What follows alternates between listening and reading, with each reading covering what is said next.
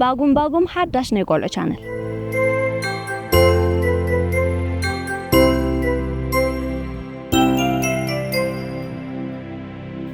ባጉም ኣብዛ ቻነል ንቆልዑና ዛናዩ ባህሊ ታሪኽን ስነ ምግባርን ዝምህሩ ጽንጽያትን መዛሙርን ክነቅርብ ኢና ብተወሳኺ ወትሮ ዓርቢ ስሩዕ ናይ ቋንቋ ትግርኛ ትምህርቲ ንጀመርቲ ክንህብ ኢና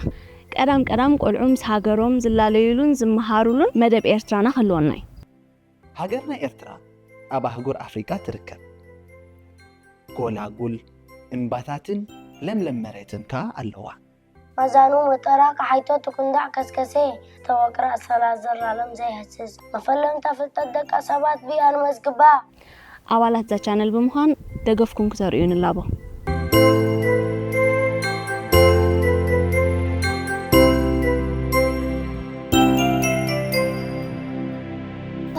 ባጉም